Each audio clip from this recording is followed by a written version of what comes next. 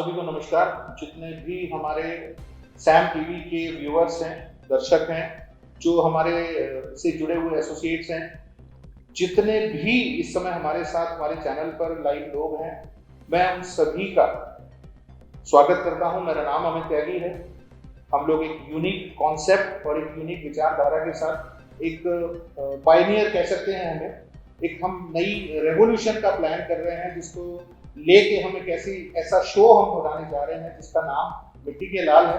Basically इसका जो base है, इसका जो सार है, इसका जो लॉजिक है कि आपने बहुत सारे आजकल यूट्यूब चैनल्स और आप टेलीविजन के ऊपर आप इतने सारे शोज देखते हैं, रियलिटी शोज देखते हैं, टॉक शो देखते हैं, तो उसमें कोई ना कोई सेलिब्रिटी आ रही है, कोई ना कोई अपनी स्पोर्ट्स इंडस्ट्री से आ रहे हैं, अलग अलग इंडस्ट्री से सेलिब्रिटीज आती हैं, अपने बारे में बताते हैं। लेकिन इस शो के जरिए हम, चूंकि भारत देश, हम भारत में रहने वाले सभी भारतवासी हैं, हम जिनसे बात कर रहे हैं वो सारे भारतवासी हैं, पूरे भारत के अंदर ऐसी अनगिनत कहानियां हैं, क्योंकि भारत एक महान देश है। ये हमें गर्व है हमारे देश के ऊपर, और हम अपनी मिट्टी के ऊपर, जिसको हम भारत माता कहते हैं, उसके प्रति हमारी बहुत सारी जवाबदेही होती है। तो ऐसे बहुत सारे सपूत हैं जिन्होंने समय अनुसार अलग अलग समय में कुर्बानियां दी हैं, अलग अलग समय में अपने आप को, इस मिट्टी को डेडिकेट किया है, ताकि ये देश एक्चुअल में देश बन सके और ये भारत एक्चुअल में भारत बन सके। ऐसी अनगिनत कहानियां हैं, और ये सिर्फ पुरानी कहानियां नहीं है। बहुत सारे नाम है, बहुत सारे, महाराणा प्रताप ले लीजिए, एक इतना बड़ा नाम है, शिवाजी महाराज इतना बड़ा नाम है। ऐसे बहुत सारे लोग हैं, धार्मिक क्षेत्र में, पॉलिटिकल क्षेत्र में, व्यापारिक क्षेत्र में, बहुत सारी ऐसी हस्तियां हैं जिन्होंने योगदान दिया हमारे स्वतंत्रता संग्राम में। तो जो थीम है इस शो का, वो शो ये है कि आज के समय में कोई विद्यार्थी, कोई महिला, कोई पुरुष जो किसी ऑर्गेनाइजेशन से रिटायर्ड है, कोई भी क्षेत्र से ऐसे लोग जिन्होंने अपनी इस मिट्टी के प्रति योगदान दिया है, चाहे वो कोई क्रिएटिविटी रही हो, कोई इनोवेशन रहा हो, या इस खेल जगत में रहे हो, क्षेत्र कोई भी हो सकता है। हमारा कोई पर्टिकुलर किसी एक क्षेत्र को लेकर टारगेट नहीं है, और ना हम इसको व्यवसाय के रूप में ले रहे हैं। दोस्तों, हम लोग मीडिया से हैं। मीडिया क्या होता है? मीडिया बेसिकली पब्लिक और सेलिब्रिटीज, पब्लिक और बिग डोमेन जो लोग हैं, उनके बीच का एक माध्यम होता है। आर्टिफिशियल बहुत सारे देखे हैं आपने, बहुत सारी चीजें देखी हैं जिसमें क्या होता है कि आपके पास ऐसी स्टोरीज आती हैं जिसको लगता है कि सच्चाई से रिलेट नहीं करती। तो इस शो के माध्यम से हम इस मिट्टी के जो लाल हैं, जो भारत बनाने में जिनका योगदान है, आज भी बहुत सारे लोग हैं जो इस भारत को भारत बनाए रखने में अपना योगदान दे रहे हैं। इस शो की शुरुआत, आज ये फर्स्ट शूट हम कर रहे हैं, पहली ऐसी कहानी हम लेके आ रहे हैं जो खुद भी भारत है, जो भारत से है, और भारत को आज जो फ्यूचर भारत, जिसको विश्व शक्ति, विश्व गुरु कहा जा रहा है, उसको बनाने में अपना योगदान दे रहे हैं। बहुमुखी प्रतिभा के वो धनी है, मतलब मल्टीटास्किंग लोग सुने होंगे, मल्टी टैलेंटेड लोग सुने होंगे। आज मैं एक ऐसी ही पर्सनैलिटी से आपको रूबरू कराने जा रहा हूं। मुझे सौभाग्य है कि वो मेरे मित्र हैं, और इस शुरुआत में मैं चाहता हूं कि आज भारत से भारत का मैं मिलन करवाऊं। तो मैं वेलकम करना चाहता हूं हमारे चैनल पर आज बनारस से आए हुए, बहुत बड़े पॉलिटिकल बैकग्राउंड से वो हैं। इंटरेस्टिंग स्टोरी है, आपको पता चलेगी। एजुकेशन, मुझे 20 से 25 मिनट लग गए थे अपनी एजुकेशन के बारे में अपनी स्क्रिप्ट जब हम बना रहे थे। तो ऐसी बहुत सारी बातें हैं। उन सारी बातों को लाइव करने के लिए सबसे पहले मैं इनवाइट करने जा रहा हूँ, मिलवाने जा रहा हूँ बेसिकली आपको मिस्टर भारत से। सो भारत जी, आपका स्वागत है। सैम के दर्शकों को बहुत बहुत नमस्कार जी। और हमारे बहुत सारे व्यूअर्स हैं, बहुत सारे फ्यूचरिस्टिक आने वाली जनता है, लोग हैं, मीडिया है, पूरा भारत आपकी जो शो की थीम आपको भी हमने बताई थी, क्या हमारी चाहत है, क्या हमारा शो है जी। मिट्टी जो पूरी दुनिया में इस समय भारत का नाम आप सुन रहे हैं, विश्व गुरु बन रहा है। जी जी जी। तो मैं सबसे पहले चाहता हूं कि सब थोड़ा सा अपने बारे में, कि सबसे पहले तो मेरा ये सवाल है सर कि आपका नाम भारत क्यों और कैसे? दरअसल ये बड़ी इंटरेस्टिंग कहानी है, और सभी बच्चों के नाम जो है माता पिता रखते हैं, ज़्यादातर ऐसा होता है। और हमारे साथ भी ऐसा हुआ कि जब मैं इस दुनिया में आया तो हमारे जो फादर थे, हमारे पूज्य पिताजी, तो उनको जो फिल्मी दुनिया के एक्टर्स हैं, भारत भूषण जी बहुत प्रसिद्ध कलाकार रहे हैं, महान कलाकार रहे हैं, तो वो उनको बहुत पसंद करते थे, तो उन्होंने उन्हीं से जोड़ करके मेरा भी नाम भारत भूषण रख दिया। जी जी, शायद उनको पता भी रहा होगा कि आगे चल के इंडिया पूरी तरीके से भारत बनने जा रहा है, या कुछ ऐसा फ्यूचरिस्टिक उन्होंने देखा होगा, शायद ये भी कोई सोच रही थी, या ये इत्तेफाक है?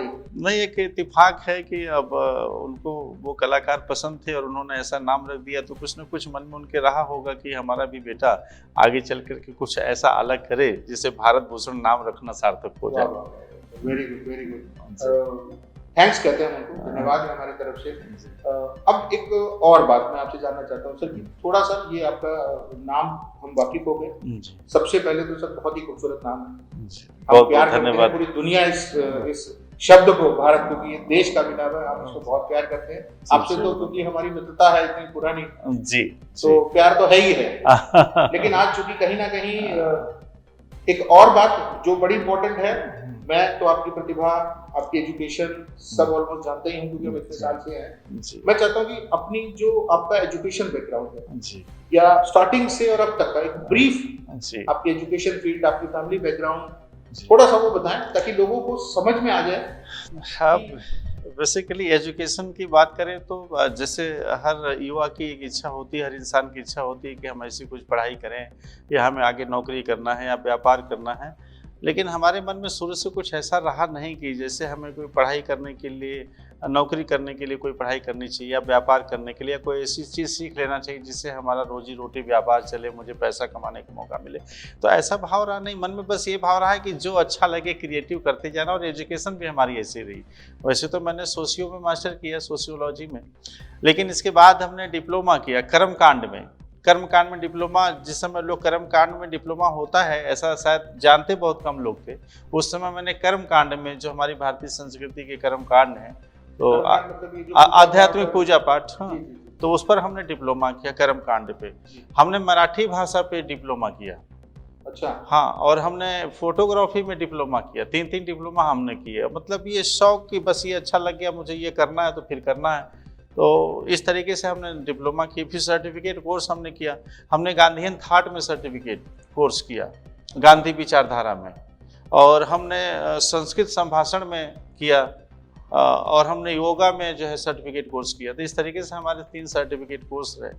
और हमने शिविर बहुत अटेंड किए, जैसे पर्सनालिटी डेवलपमेंट के शिविर हों, ओरेटरी स्टाइल के शिविर हों, बोलने की कला, लाइफ वैल्यू यानी जीवन की वैल्यू क्या है। तो इस तरीके से शिविर जो है अलग अलग विश्वविद्यालयों में, संस्थानों में जहाँ भी जानकारी मिलती रही, तो मैं क्रिएटिव पढ़ाई या शिविर या एक्टिविटीज़ या डिप्लोमा या सर्टिफिकेट, डिग्री सब ऐसे ही दी। और मुझे चूँकि मैं एक प्रोफेशनल मंच संचालक भी हूँ, तो मैं भारत का पहला ऐसा व्यक्ति हूँ जिसे मंच संचालन यानी कि स्टेज परफॉर्मिंग आर्ट में मुझे डॉक्टरेट की उपाधि मिली हुई है।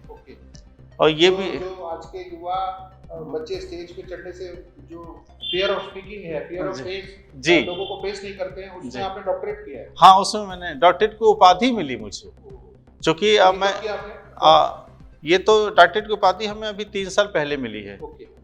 लेकिन जब मैं ग्रेजुएशन किया तो चूंकि मेरी हॉबी थोड़ी क्रिएटिव रही, तो मैं आकाशवाणी में अनाउंसर के लिए उद्घोषक के रूप में मैंने अप्लाई किया ग्रेजुएशन के बाद, और मेरा सिलेक्शन भी हो गया। तो आकाशवाणी में as a announcer, as a उद्घोषक मैंने लगभग 8 से 9 साल काम किया हमने। और उसके बाद मैं दूरदर्शन में चला गया, तो दूरदर्शन में मैं बहुत दिनों तक कैंपेयरिंग करता रहा, एंकरिंग करता रहा वहाँ। और फिल्मी दुनिया में भी थोड़ा जाने का शौक हुआ, तो मैंने बॉम्बे जाकर के कुछ समय तक रहा और वहाँ अपना प्रोडक्शन हाउस बनाया। मैंने कुछ स्पिरिचुअल फिल्में, डॉक्यूमेंट्री या गीत भजन जो भी हो सकते हैं, तो वो सब मैंने काफ़ी काम किया 3 सालों तक। विज्ञापनों में काम किया, फिल्मों में काम किया, एक्टिंग करी, स्क्रिप्ट लिखा हमने, और साथ साथ मंच का संचालन, चूँकि हमारा एक शौक था, एक हमारी हॉबी थी, पैशन था, तो मंच संचालन चाहे वो आध्यात्मिक कार्यक्रम हो, सामाजिक कार्यक्रम हो, राजनीतिक कार्यक्रम हो, सांस्कृतिक हो, विद्यालय की, स्कूल के, कॉलेज की, सामाजिक संस्थाओं के, कहीं भी कोई भी मुझे बुलाता मंच पर बोलना है तो मैं चला जाता स्कूलिंग टाइम से।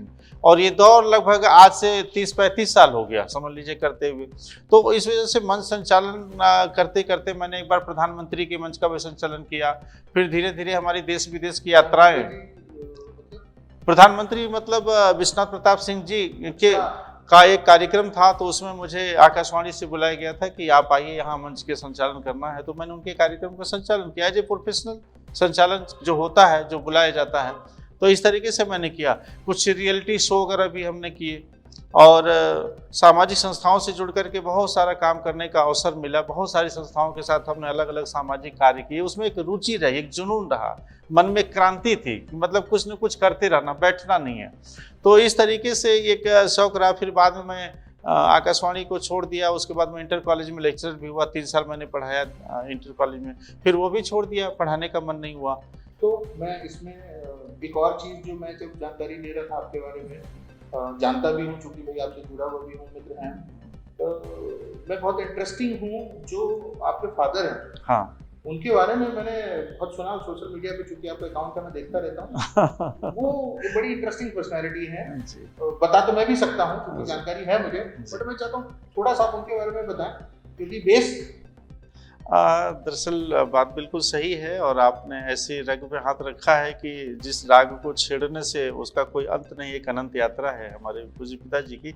इसलिए कि वो सिर्फ हमारे पिता नहीं थे, मैं ऐसा मानता हूँ, समाज भी मानता है कि लाखों पुत्र हैं उनके और लाखों पिता के वो पुत्र हैं, लाखों बहनों के भाई हैं, लाखों माताओं के पुत्र हैं। इस तरीके का उनका व्यक्तित्व रहा। वैसे तो वो एक राजनीतिक व्यक्ति थे, लेकिन एक कलाकार भी थे। काव्य उनके अंदर बहुत था। एक फिर जो आपने अभी बात बोली, हाँ, ये इस बात से कंफ्यूजन क्रिएट ना हो जाए। हाँ हाँ हाँ, जो लाखों जो पुत्र की बात कर रहे हो और ये सब जो बातें कर रहे हो, हाँ, तो ये क्योंकि हम आज कलियुग के दौर में बैठे हैं सर, ये आज ये टेक्नोलॉजी का जमाना है। जी जी, तो आज का युवा ये सब चीजें समझ पाए नहीं समझ पाए, जी तो जी। थोड़ा इसको भी कर दीजिए कि कैसे वो पुत्र हैं और कैसे लोग पिता मानते हैं। जब उन्होंने अपना राजनीतिक सफर शुरू किया तो सेवा के भाव से वो राजनीति में आए। ऐसे तो अध्यापक भी हो गए थे, लेकिन नौकरी नहीं किया उन्होंने।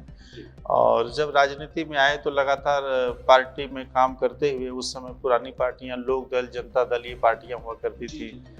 दलित मजदूर किसान पार्टी दमकीपा हुआ करती थी चौधरी साहब के ज़माने में, तो चौधरी चरण सिंह के। तो वो जब राजनीति में आए तो राजनीति को उन्होंने ऐसे जो सेवा भाव से किया, संत की तरह। राजनीति से उन्होंने व्यक्तिगत तौर पर अपने लिए कोई इच्छा नहीं कभी रखी, न परिवार के लिए कोई उसका लाभ दुरुपयोग नहीं होने दिया अपने प्रोफेशन का, अपनी सेवा का, कि हम उसका लाभ अपने परिवार के लोगों को दे, अपने को दे। राजनीति में तो आई थिंक वो बड़े सम्मानित पद पे रह चुके हैं। 2 बार विधायक रहे वो।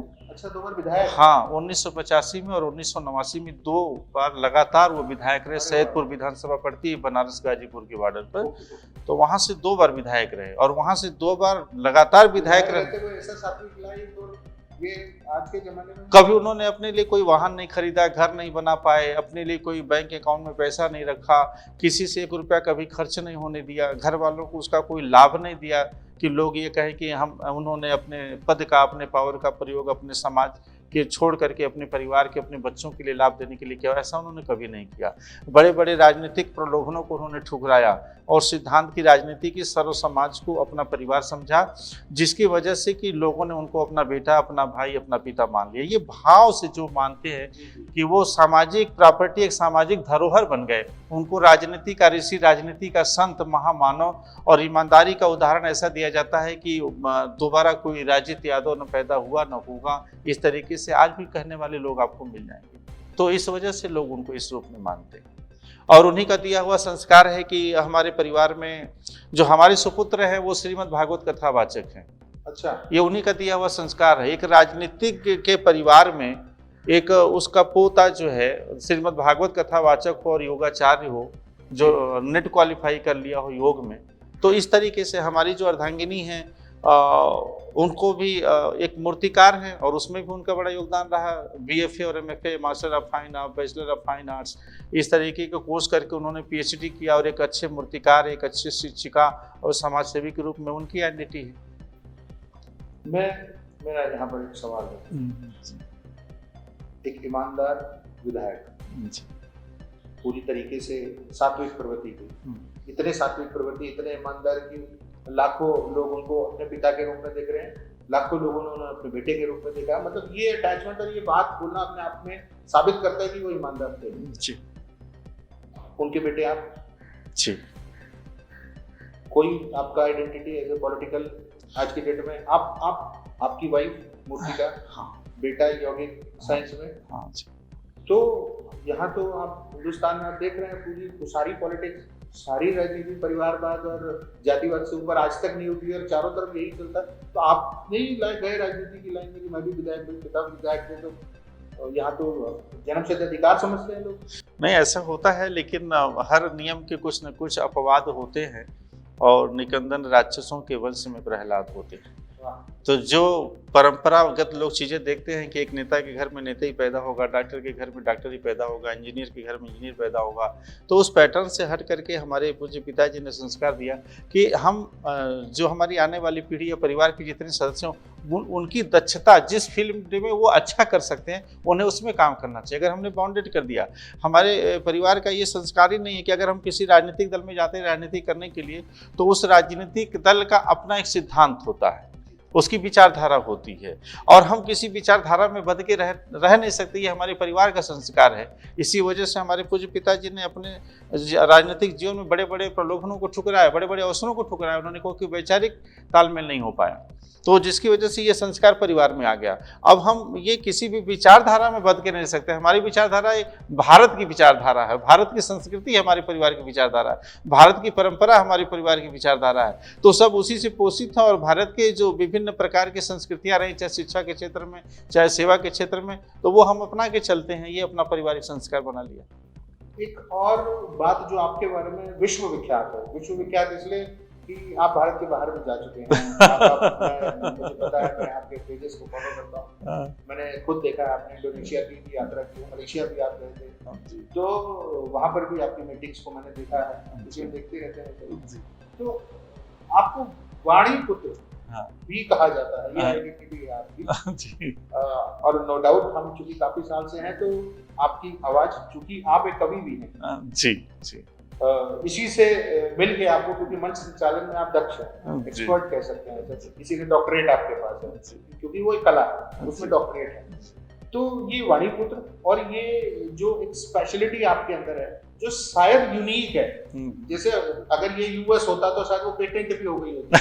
जैसे माइकल जैक्सन ने कुछ पेटेंट्स करा लिए थे, आई थिंक मेरे पास वो कंप्लीट डेटा नहीं है, तो आपके पास एक ऐसी यूनिक चीज है आपकी वाणी में, क्योंकि एक हास्य कि आप एक्सपर्ट माने जाते हैं, तो वो थोड़ा सा मैं जानना चाहता हूँ वो क्या है और कैसे क्यों कहा जाता है आपको?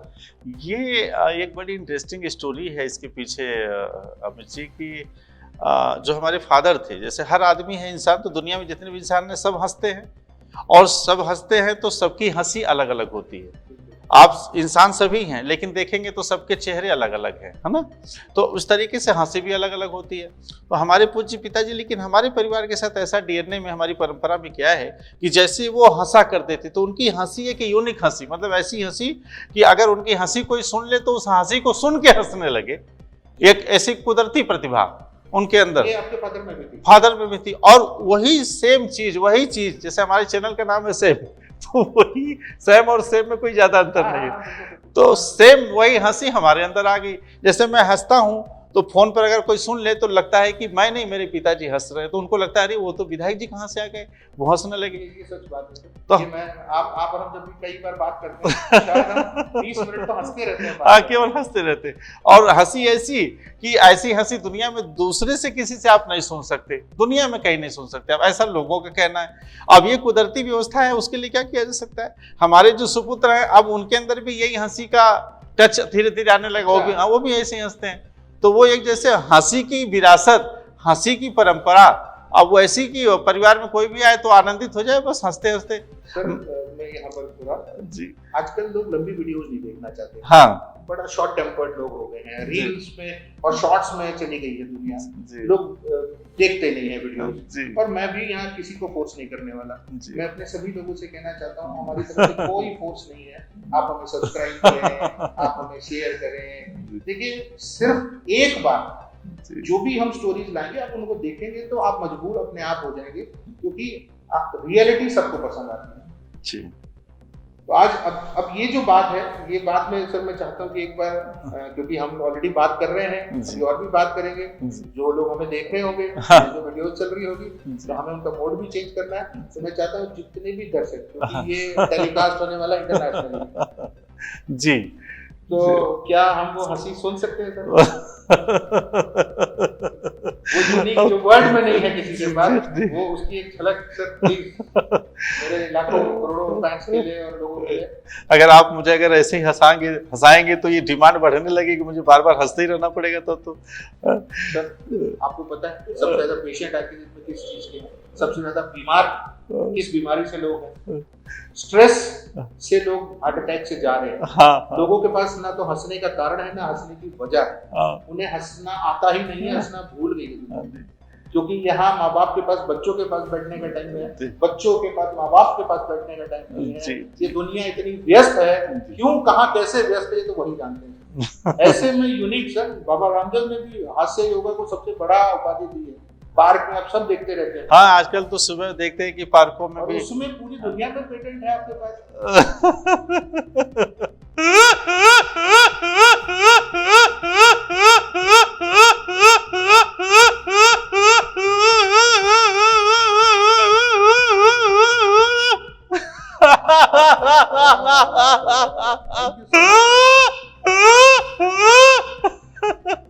मैं सभी से कहना चाहता हूँ भाई, कोई दूसरा मिले तो जरूर बताइएगा। हमारा कोई ऐसा चैलेंज नहीं है, बट अभी तक तो हिंदुस्तान और वर्ल्ड में ऐसी दूसरी हंसी नहीं मिली है। और ये जीन्स में आ रही है, पहले फादर थी और अब ये अब इनके बेटे के साथ। तो अब एक और बात सर जी, अभी हमने कुछ राजनीतिक मंचों पर भी आपको देखा है। हाँ। तो राजनीति से एक कनेक्शन तो समझ में आ गया कि आपके फादर विधायक थे, पॉलिटिकल बैकग्राउंड थी, आपके विचारधारा थोड़ी डिफरेंट है जी, इसलिए शायद आपने उसको प्रोफेशन नहीं बनाया। जी जी, प्रोफेशनली आप बहुत सारे काम, आप एंकर रह चुके हैं, आप आई थिंक टीचर भी रह चुके हैं। हाँ हाँ जी, है ना? जी, क्योंकि सच में बहुत बड़ी स्क्रिप्ट है, जी, सारी तो शायद हम नहीं बोल पाएंगे। अब कुछ मैंने मंचों पे आपको देखा है, जी, यूट्यूब पे देखा हाँ। है, फेसबुक पे देखा, अभी आप गुजरात भी गए थे, हाँ जी। अभी आप कहीं और गए, तो वो क्या है? बेसिकली जैसे मैं शुरू से चूंकि क्रिएटिव फील्ड में रहा और क्रिएशन और एक्सपेरिमेंट हमारी लाइफ का महत्वपूर्ण पार्ट रहा, तो उसकी वजह से जो हमारी बोलने की दक्षता रही, कला रही है, जिसकी वजह से मुझे वाणी पुत्र और हास्य योगी कहा जाता है। तो मैं उसको समाज के लोगों को कैसे लाभ मिले, हमारी वाणी का, हमारी जो ये कला है बोलने की, इसका लाभ समाज को कैसे मिले। तो चाहे आध्यात्मिक क्षेत्र हो, चाहे सामाजिक क्षेत्र हो, चाहे राजनीतिक क्षेत्र हो, तो सभी लोगों को, सभी क्षेत्र में काम करने वाले लोग होते हैं, उनको मैं प्रशिक्षित करता हूं कि अगर आप राजनीति कर रहे हैं तो राजनीति में आप कैसे बेहतर परफॉर्मेंस दे सकते हैं, एक लोकप्रिय राजनीतिज्ञ कैसे बन सकते हैं, आप लोगों के हृदय में कैसे जगह बना सकते हैं, जनमानस आपके प्रति कैसे आकर्षित होगा, तो एक लोकप्रिय जनप्रतिनिधि आप कैसे बन सकते हैं। इसके लिए जो जनता की सेवा करना चाहता है राजनीति के माध्यम से, उसे भी प्रशिक्षण की आवश्यकता होती है, क्योंकि वो भी कभी न कभी अपने जीवन की शुरुआत कर रहा होता है।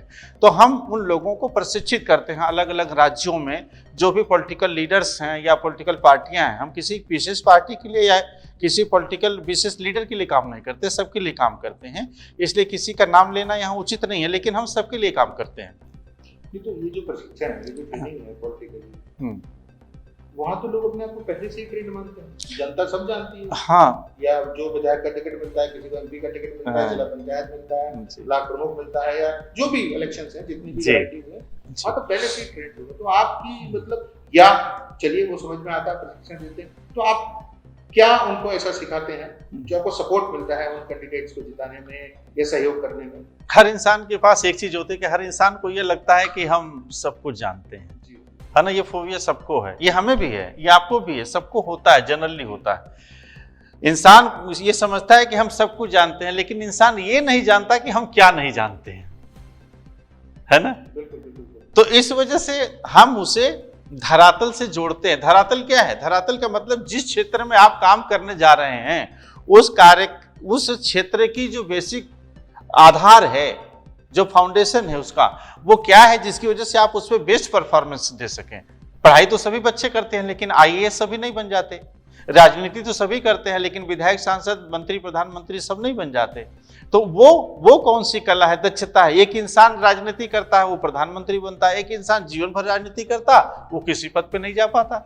तो कहीं ना कहीं कुछ ना कुछ खामी रहती है। तो वो जो गैप है उसको आप कैसे भरेंगे, वो अपने व्यक्तित्व में कैसे लाएंगे, अपने प्रोफेशन में कैसे लाएंगे, अपने कार्य क्षेत्र में कैसे उसका इंप्लीमेंट करेंगे, उसको कैसे लागू करेंगे अपने जीवन में, वो हम चीज सिखाते हैं। चाहे वो किसी भी क्षेत्र का व्यक्ति हो, हम उसे प्रशिक्षित करते हैं कि आप इसको बेहतर से काम करें।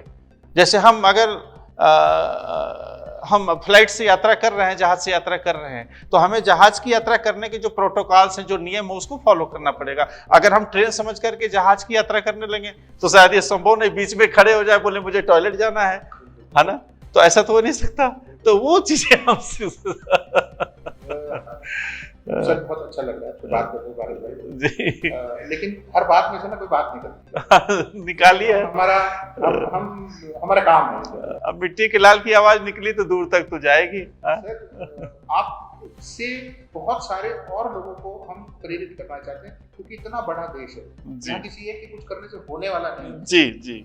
आज आप देखिए, आप गांधी जी ने थॉट्स दिए तो उसमें आपने डिप्लोमा किया जी, उसके ऊपर आपने इतना बड़ा काम किया जो आज कर रहे हैं जी। अब एक मेरी ऐसी है, फादर पॉलिटिकल बैकग्राउंड जी, आप व्यापारी भी हैं, क्योंकि मुझे पता है आप डायरेक्ट सेलिंग इंडस्ट्री से भी जुड़े हैं। हाँ, काफी समय कई कंपनीज में ऐसे ट्रेनिंग भी किया, एज ए बिजनेसमैन भी किया, रियल एस्टेट इंडस्ट्री में भी आप जुड़े हुए हैं, यानी कि एक व्यापारी एंटरप्रेन्योर के तौर पे भी पैसा आप बना ही रहे हैं। और भगवान करे बहुत बनाए, और नौकरी में, जॉब में भी रहे। वाइफ भी कहीं ना कहीं गवर्नमेंट जॉब में है, पैसे कमा रही है। आपका फील्ड, आपकी वाइफ का फील्ड और आपके फादर का फील्ड डिफरेंट रहा जी। अब इसमें एक और चीज ऐड हुई कि आपका बेटा, हाँ, वो उनके बारे में भी थोड़ा सा बता दीजिए। बेसिकली वो एक युवा साधक हैं, और बचपन से ही हमारे पूज्य पिताजी का, यानी उनके दादाजी का जो संस्कार मिला, उसकी वजह से उनका जो जुड़ाव है वो इंडियन कल्चर और इंडियन स्पिरिचुअलिटी के प्रति ज़्यादा बढ़ता चला गया।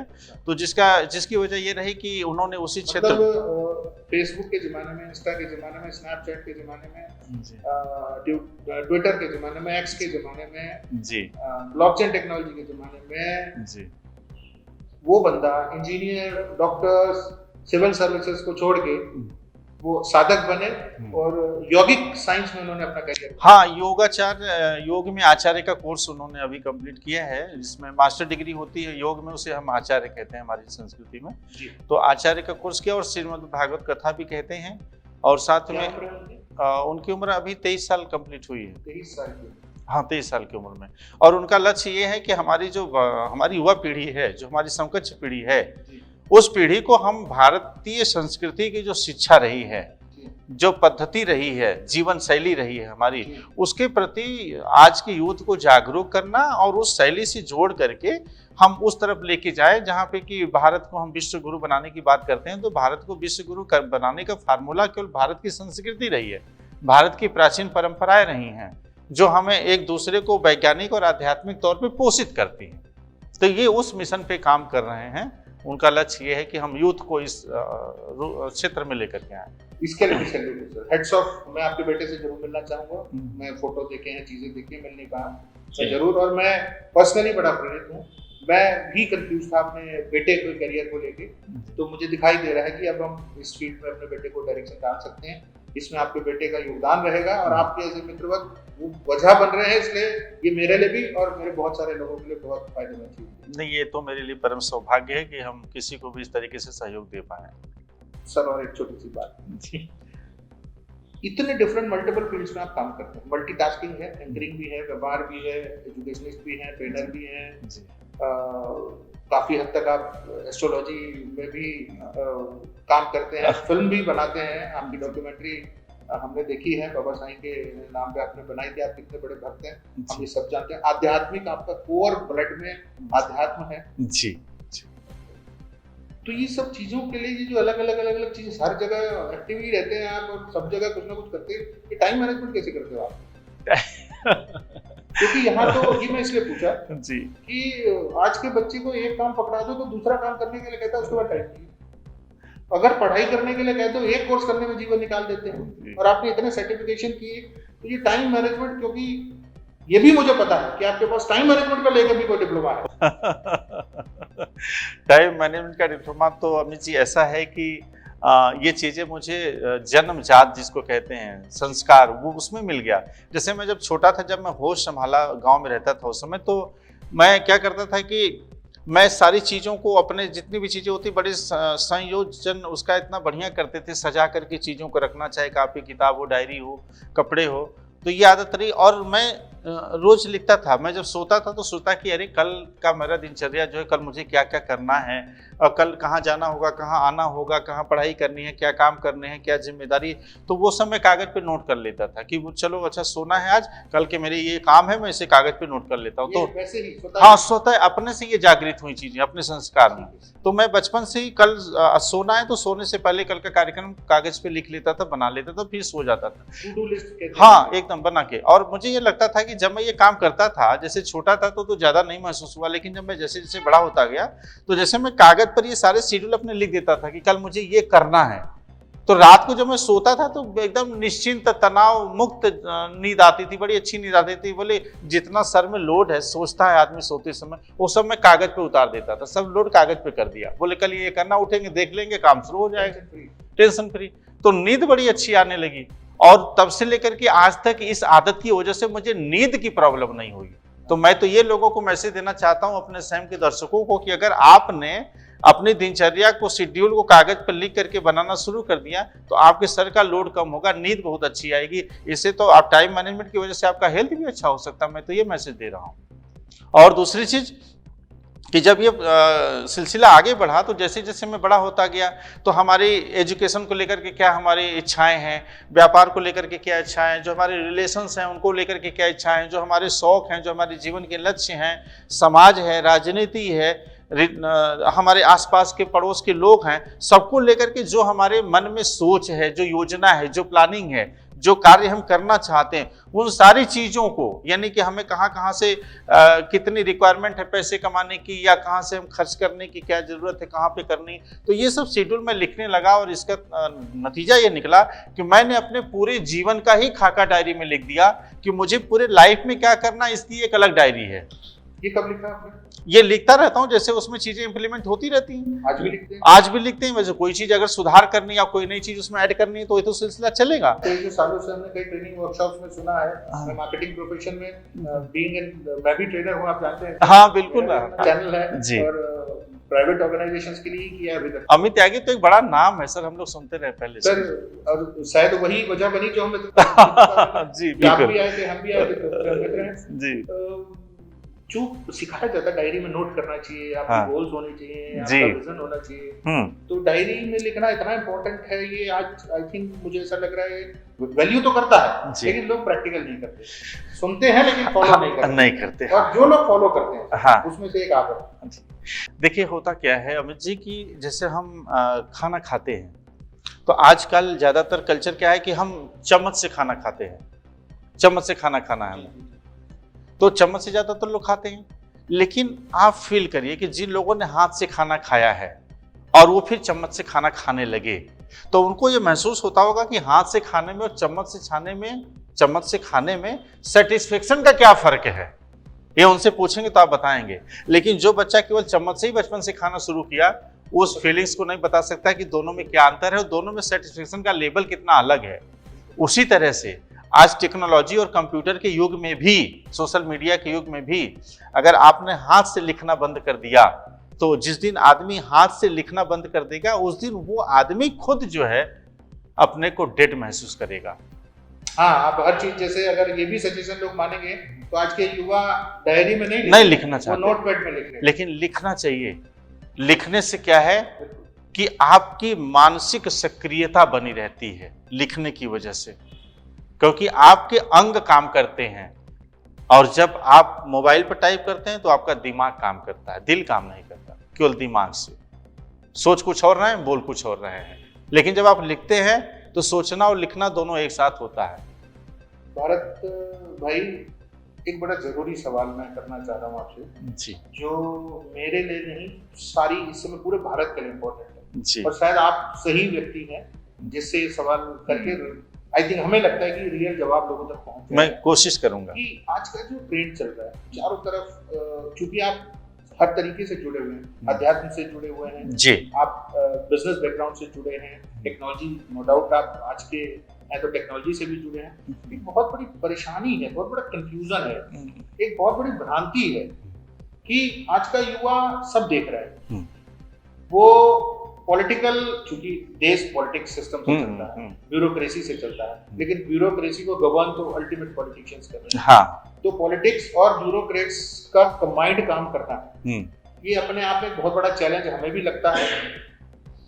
एक तरफ जातिवाद चल रहा है, एक तरफ परिवारवाद चल रहा है, एक तरफ धर्म का बिजनेस चल रहा है, क्योंकि सभी लोग बिजनेस बोल रहे हैं उसे। सही और गलत का चुनाव, सही और गलत का चुनाव एक आम आदमी के नजरिए से, देखिए अभी हम किसी लीडर की बात नहीं करेंगे क्योंकि हम कोई पॉलिटिकल नहीं है, मैं सिर्फ लोगों की बात करूंगा जी, क्योंकि सही और गलत की पहचान जी पॉलिटिकल वे में मैं बात करूं, आज का युवा किसको फॉलो करे?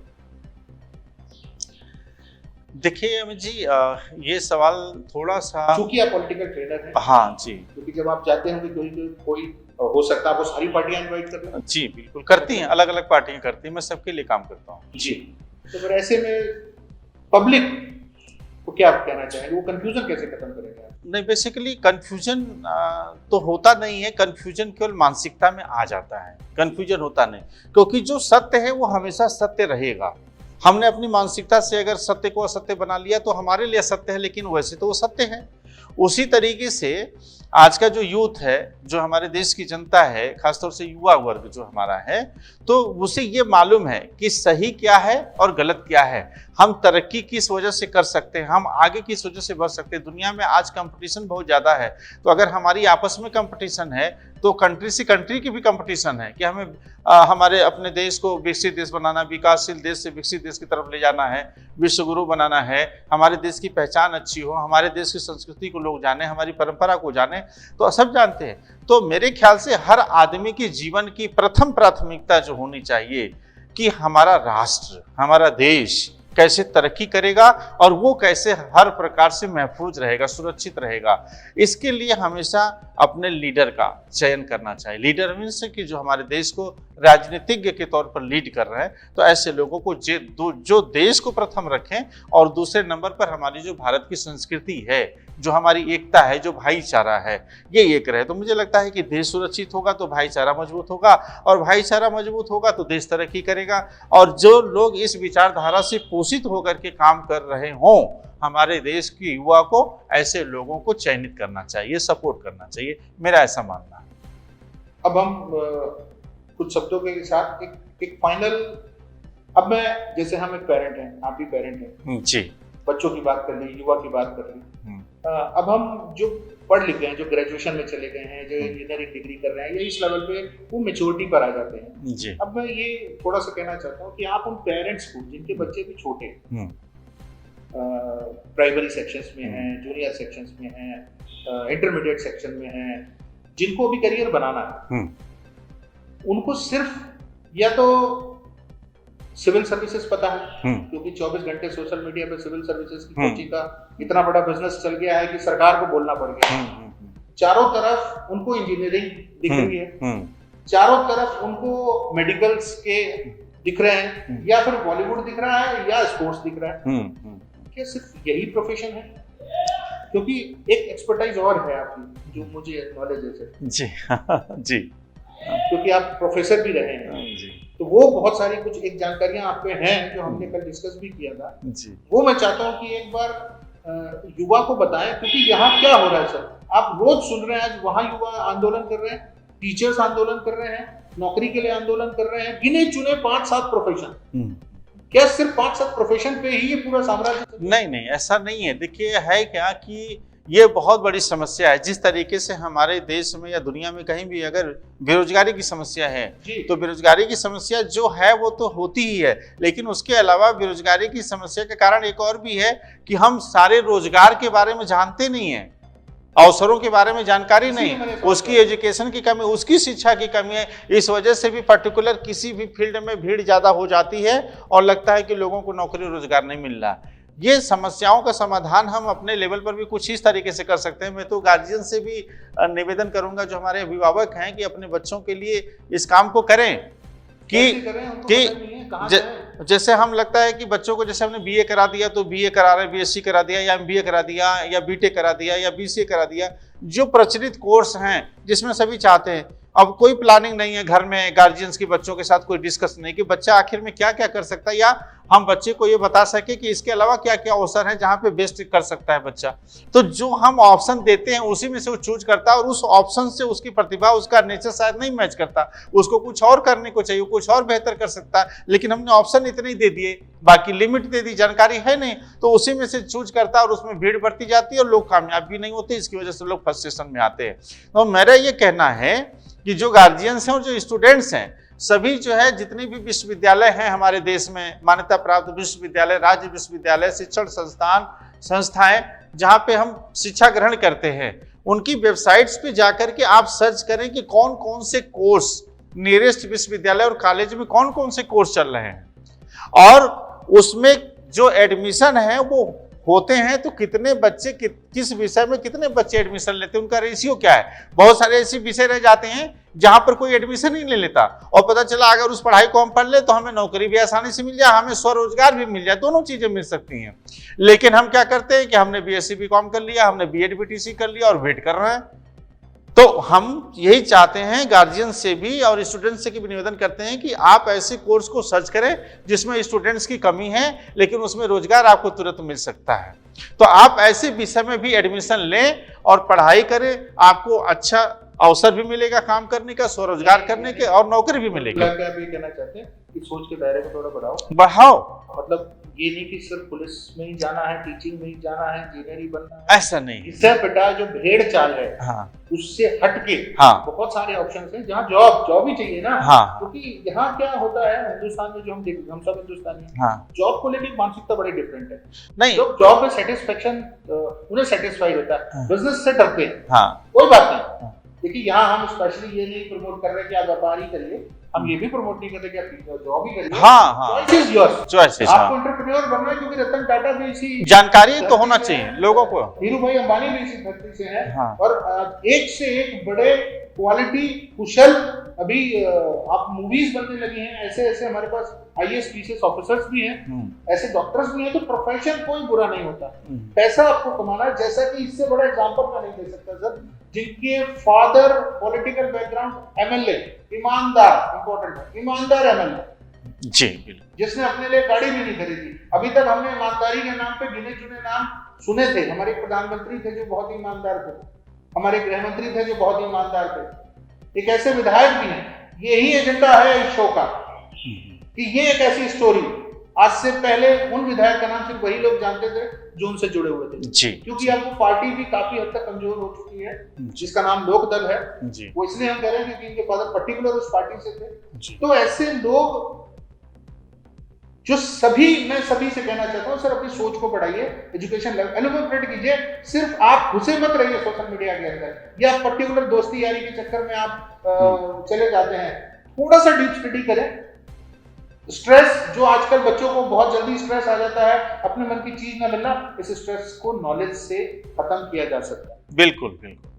और कुछ विशेष जो आप कुछ कहना, देखिए होता क्या है कि विशेष क्या है, विशेष हमको लगता है कि हम इमीडिएट एट दिस टाइम, कोई भी व्यक्ति हो, कोई भी इंसान हो, वो अपने लिए विशेष अवसर क्रिएट कर सकता है। मैं तो ये सोचता हूँ कि जैसे पर्यटन है, पर्यटन करना चाहिए बच्चों को, घूमना चाहिए। घूमने का मतलब ये है कि घूमने का लक्ष्य जो हमारी जो संस्कृति रही है ना, जो इंडियन कल्चर पर्यटन, कल्चर टूरिज्म है ना, हिस्टोरिकल टूरिज्म, जब ऐतिहासिक स्थल है वहाँ पे जाना, जो हमारी संस्कृति रही है, कल्चर टूरिज्म। हम एक दूसरे से मिलेंगे, घूमेंगे तो जानेंगे कि हमारे देश में किस प्रकार की संस्कृति है, कितनी भाषाएं हैं, कितना पहनावा है, कितने खान पान है, इतनी विभिन्नताएं हैं कि हमारे देश का एक एक जिला एक एक देश की संस्कृति के बराबर है। और अगर हम घूमते हैं तो बातचीत करने से हमें जानकारी बहुत सारी मिलती है, अवसर हमको बहुत सारे मिलते हैं, बहुत सारी जानकारियां हमारे पास होती हैं जो हम आपको नहीं दे पाते, आप हमें नहीं दे पाते। तो जो इन्फॉर्मेशन का आदान प्रदान है वो टूरिज्म से होता है, और इससे अगर हो जाएगा तो मुझे लगता है कि भारत में रहने वाला हर व्यक्ति भारत का ब्रांड एम्बेसडर है।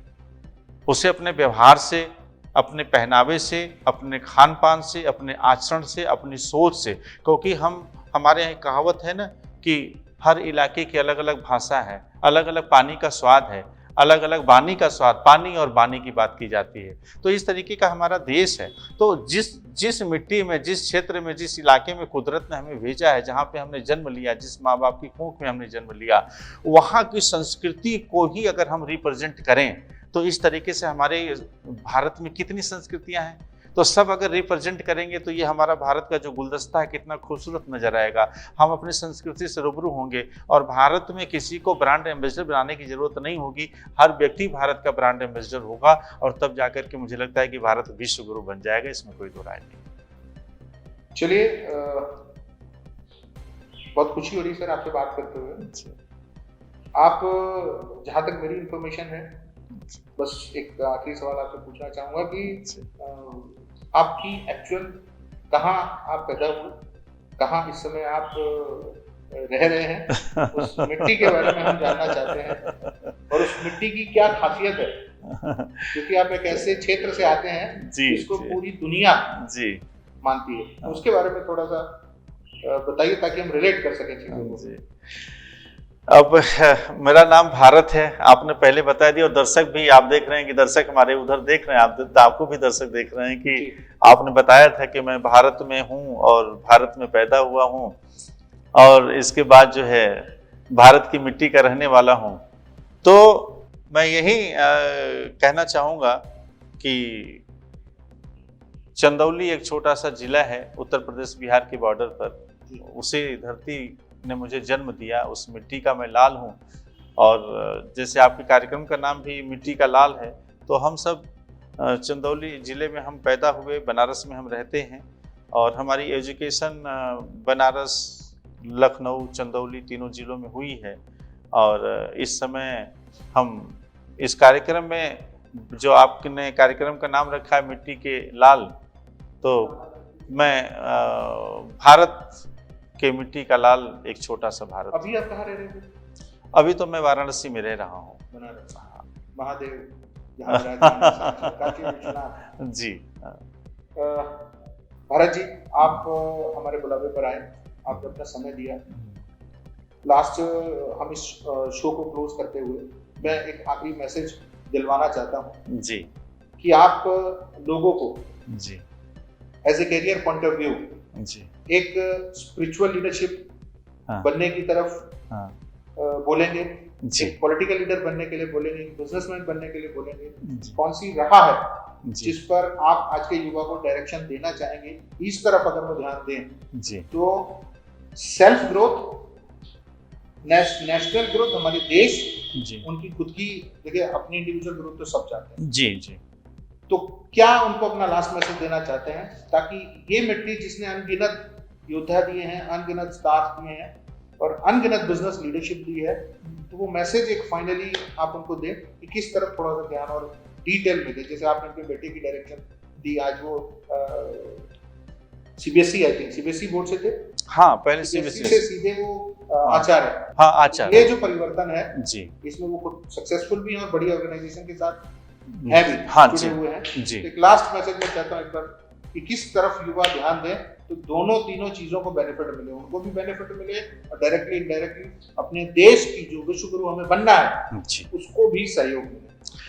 भारत के जो युवा हैं, आज सबसे ज्यादा आवश्यकता ये है कि जो हमारा डेली का शेड्यूल है, जो हमारी दिनचर्या है सुबह से लेकर के शाम तक की, उस दिनचर्या को कैसे हम जिए, कैसे हम अपने को, पढ़ाई का शेड्यूल हो, चाहे हमारे खाने का शेड्यूल है, चाहे हमारे पहनने का शेड्यूल है, आज हमारी आदतों में, हमारी खान पान में, हमारे पहनावे में बहुत सुधार की आवश्यकता है। और उससे बड़ी चीज़ की जो हमारे परिवार के सदस्य, जो हमारे गार्जियन हैं, जो हमारे मदर फादर हैं, उनका सम्मान करना है ना, और हर काम में उनकी सहमति लेना, ये चीज़ें लगता है कि ये करियर से या भविष्य से या पढ़ाई से, रोजगार से इसका कोई लेना देना नहीं है, लेकिन इसका बहुत बड़ा लेना देना, बहुत बड़ा, यहाँ से आपको एक तरीके से पावर हाउस समझिए अपनी संस्कृति को, अपने माँ बाप को और अपनी दिनचर्या को भी। आज यूथ देर तक सोता है, देर तक उठता है, उसे कब क्या खाना है ये नहीं पता, किस डिश के साथ क्या खाना वो नहीं पता। हमारा स्वास्थ्य अच्छा रहना चाहिए। तो जब हमारा शारीरिक स्वास्थ्य अच्छा होगा तब हमारा मानसिक स्वास्थ्य अच्छा होगा, तब वैचारिक स्वास्थ्य अच्छा होगा, तब हमारा आत्मिक स्वास्थ्य अच्छा होगा। तो स्वस्थ रहना सबसे ज्यादा जरूरी है। और जब हम स्वस्थ हो जाएंगे तब हम ये निर्णय कर पाएंगे कि हमें अपनी एनर्जी को लगाना कहाँ है। तो आज मुझे लगता है कि जो हमारी प्राचीन पद्धति रही है, कि वैदिक पद्धति रही है शिक्षा की, उसकी जो वैज्ञानिक टच है, जो वैज्ञानिक अनुसंधान है हमारी स्पिरिचुअलिटी पर, हमारी संस्कृति में, आज उसको थोड़ा सा रिसर्च करने की आवश्यकता है। और उसे हम अगर आधुनिक युग में इम्प्लीमेंट करें तो मुझे लगता है कि एक बेहतर जीवन शैली के साथ साथ, बेहतर व्यापार के साथ साथ, बेहतर सफलता के साथ साथ एक बेहतर राष्ट्र का निर्माण भी हमारा युवा कर सकता है। इसका कॉम्बिनेशन बनाना पड़ेगा। मुझे लगता है ये ज्यादा जरूरी है। इसमें बस मैं यही, आजकल एक बहुत बड़ा करियर दिख रहा है। बहुत बड़े बच्चे से लेके, हमने छोटी छोटी उम्र के बच्चे और बड़े से बड़े एजेड इंसान को एक कथावाचक के रूप में देख रहे हैं। छोटे छोटे बच्चे भागवत कर रहे हैं। हाँ जी। छोटी उम्र में कितनी बड़ी बड़ी कथाएं, वो शिव पुराण, शिव कथा कर रहे हैं। इतनी ज्यादा धर्म में छोटी उम्र से लेके, और युवा लोग कथावाचक का एक ऐसा करियर जिसमें इतने बड़े बड़े नाम है सर, अब मैं क्या नाम लूं, सब अपने धीरेन्द्र शास्त्री जी जो इस समय ब्रांड एम्बेसडर बने हुए हैं, देवकी नंदन जी, बहुत सारे ऐसे हैं, बहुत सारे नाम हैं।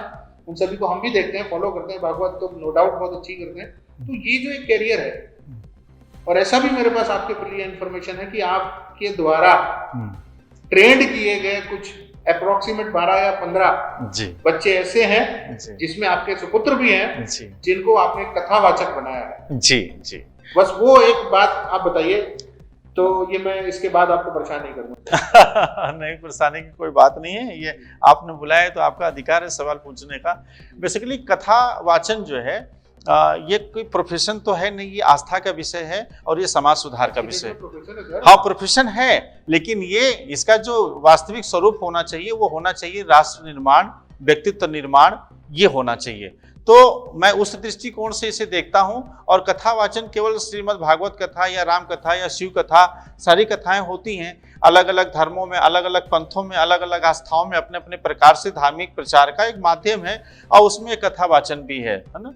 लेकिन मेरा ऐसा मानना है कि कथा वाचन को समाज सुधार के लिए, समाज में जो कुरीतियां रही हैं, चाहे आध्यात्मिक समझ की कमी रही है या आध्यात्मिक परंपराओं में जिसमें लोगों को कंफ्यूजन रहा है कि ये ऐसा क्यों है, तो उसका क्लियरिफिकेशन दे करके समाज को हम रिफाइन कर सकते हैं, अपनी संस्कृति को सही तरीके से लोगों के सामने सर्व कर सकते हैं, परोस सकते हैं लोगों के सामने। और कथाओं में केवल देवी देवताओं की कथा के साथ साथ सामाजिक कथाएं भी चलनी चाहिए। माता पिता की कथा होनी चाहिए कि माता पिता का क्या महत्व। मुझे लगता है कि दुनिया का कोई भी ऐसा धर्म, कोई भी ऐसा पंथ नहीं है जिसमें माँ बाप को ईश्वर, अल्लाह और गॉड से ऊपर न रखा गया हो। तो इसकी भी आवश्यकता है कि माता पिता कथा हो, संविधान कथा हो, संविधान के बारे में आप जानो, है ना, सामाजिक कथाएं हो। तो इसका स्वरूप भी व्यापक करना चाहिए। उस दृष्टिकोण से मैं चाहता हूं कि एक सोशल वक्ता के रूप में या एक स्पिरिचुअल वक्ता के रूप में, ओरेटर के रूप में नई पीढ़ी को आगे आना चाहिए। उससे लीडरशिप उभरती है। जब एक हमारे देश के युवा की लीडरशिप उभरती है तो देश की लीडरशिप उभरती है। हम दुनिया में भारत के नेतृत्व को उभारते हैं। मेरा मकसद इसके पीछे ये है। Thank you sir. और आप एक लेखक भी हैं, कवि भी हैं। आपकी एक बुक भी पब्लिश हुई है जी। इत्तेफाक से बड़ी खुशी है सर, वो बुक आज हमारे पास है। मैंने जब उस बुक को पढ़ा तो मुझे उस बुक में स्टोरीज भी हैं। मतलब आपने जिन जिन लोगों ने आपको विशेष दी हैं, आपने स्टोरीज अपने फादर के लिए, अपनी वाइफ के लिए भी स्टोरी, आपकी वाइफ आपके लिए क्या कह रही है कि उनको आपने डेडिकेट किया सर, वो बहुत अच्छा लगा। और मैं कोशिश करूंगा हम अपने चैनल के माध्यम से उसका पीडीएफ और चीजें लोगों को शेयर करें, क्योंकि आजकल लोग ज्यादा बिलीव करते हैं पीडीएफ में। फिजिकली चाहिए होगी तो लिंक आज चला जाएगा, कोई दिक्कत की बात नहीं। तो ये बुक मैं एक बार चाहता हूँ हम लोगों को दिखा दें सर। जी बिल्कुल, दर्शकों को दिखाइए। ये बुक मेरे पास है और ये चूंकि भगवान साईं के ऊपर बनी हुई है। हाँ, शिरडी साईं बाबा के ऊपर मैंने एक काव्य संग्रह लिखा है। और ये किताब मेरी जब 24 साल उम्र थी तब मैंने लिख दिया था इसको। जी जी जी, जी। 24-25 साल में। तो मैं चाहूंगा कि एक बार इसका। जी बिल्कुल। ये हमारी किताब है काव्य संग्रह साईं अनुभूति। जिसको हमने 24 साल की उम्र में लिख दिया था इसको, सहानुभूति को। और इसमें सब आध्यात्मिक फीलिंग्स हैं इसके अंदर, स्पिरिचुअल फीलिंग्स हैं इसके अंदर। सर इस बुक को ये बुक में जो लिखा है, कविताएं हैं, वो सब तो आध्यात्मिक है ही, बट एक से एक बड़े IAS officer, IAS PCS officers के इनकी विशेष दी गई हैं। तो जब ये पढ़ेंगे, आपकी ऑडियो बुक्स पढ़ेंगे, ये चीजें पढ़ेंगे, तो आपको खुद पता चल जाएगा कि किस लेवल की भारत जी की फैन फॉलोइंग है, किस लेवल के उनके संपर्क हैं, किस तरीके के लोग उनको फॉलो करते हैं। तो ये ऐसा भी एक मिट्टी का लाल है जो लोगों की नजर से दूर था। ये ऐसा मिट्टी का लाल है जिसने पता नहीं कितने मिट्टी के लाल और बनाए हैं, क्योंकि इनके जीन्स में, इनके फादर एक ईमानदार नेता के रूप में उन्होंने इतने फॉलोअर्स बनाए हैं। जी जी। तो थैंक यू इस बुक को हमें सर देने के लिए, थैंक यू सो मच। और अगर हमारे दर्शकों को किसी को बुक चाहिए हो, अगर आए तो आपके पास कुछ कॉपीज हो तो सर हमें। हाँ बिल्कुल बिल्कुल, हम अपने दर्शकों को उपलब्ध कराएंगे। चूंकि आप हमारे गेस्ट हैं, हमारे बुलावे पर आए, कुछ हम देना चाहते हैं सर गिफ्ट के रूप में, जो एक मेमोरी बन जाए। सैम टीवी, सैम न्यूज, आपका आभारी है कि आपने समय दिया, और कोशिश कीजिएगा, हम लगातार आपके संपर्क में रहेंगे दोबारा, क्योंकि बहुत कुछ अभी बच गया है। जी जी जी, है ना, आपसे हम हमेशा सहयोग मांगते रहेंगे। तो ये आपके लिए sir, thank you so much. और मैं सभी मित्रों से कहना चाहता हूँ, फिर कह रहा हूँ, सब्सक्राइब मत कीजिएगा, लाइक मत कीजिएगा, शेयर मत कीजिएगा, जबरदस्ती। हमारा ये सब्सक्रिप्शन का प्रमोशन नहीं है, रियल स्टोरीज लाएंगे, आपकी दिल में रियल फीलिंग्स आए तो देख लीजिएगा, क्योंकि ज्यादा से ज्यादा लोगों तक देखिए सोशल मीडिया के थ्रू तभी पहुंच सकते हैं जब हम शेयर करें। चॉइस इज योर्स, कोई फोर्स नहीं।